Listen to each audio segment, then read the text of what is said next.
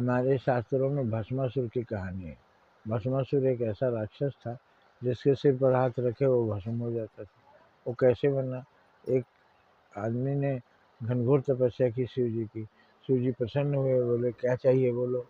तो वो उसकी नज़र पार्वती मैया पर पड़ी। पार्वती में माता की सुंदरता को देखकर मोहित हो गई। तो सोचा कि इसको हम किसी तरह से हासिल करें। तो बाबा से बोला कि आप हमको जो वरदान मांगेंगे देंगे। बाबा ने कहा हाँ देंगे, तुम्हारी तपस्या से हम खुश हैं।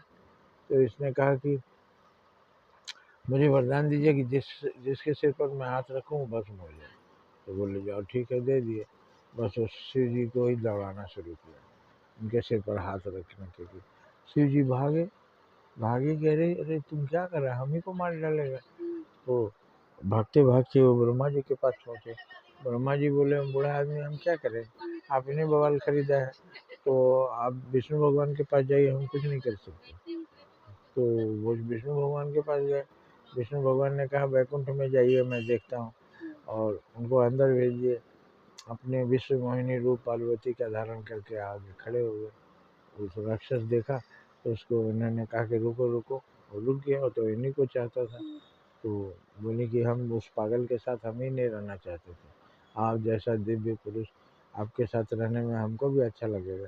चलिए उसको जाने दीजिए, भाग गया, उसको क्या पीछा करना। हिमालय पर लेके चले गए। थोड़ी देर में हिमालय पर पहुंच गए। देखते देखते भगवान की माया शाम हो गई। तो ये उदास हो गए। बोले क्यों उदास हो? तो उदास इसलिए है कि वो पगला जो है ना, वो नाचता था शाम को, और हम डमरू बजाते थे, बहुत मजा आता था, कूद कूद के नाचता था। तो ये बोला कि मुझे भी नाचना आता है, कितना शादी ब्याह में हम डांस किए हैं, बारात में डांस किए हैं, तो हम नाच देंगे, तुम बजाओ डमरू। कैसे नाचता था? तो बोले एक सिर कमर पर रखिए। कमर पर रखता था, दूसरा हाथ सिर पर रखता था। जैसे ही दूसरा हाथ सिर पर रखा, भस्म हो गया। भगवान विष्णु राहत की सांस लिए आए।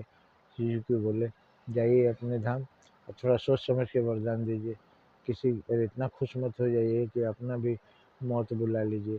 भगवान ने मान लिया बात। लेकिन इस कथा का अर्थ क्या है? इस कथा का अर्थ है कि जो बड़े बूढ़े बाबा अपने बच्चों को अपनी संपत्ति बांट देते हैं, अपने कुछ नहीं रखते, वही उनको दौड़ाते हैं, वही उनको भूखा मारते हैं, वही उनको परेशान करते हैं। इसलिए अपना भी ख्याल रखिए और बच्चों का भी ख्याल रखिए। किसी पर इतना खुश मत हो जाइए कि अपना सब कुछ दे दीजिए और आप भिखारी हो जाइए। जय हिंद, जय भारत।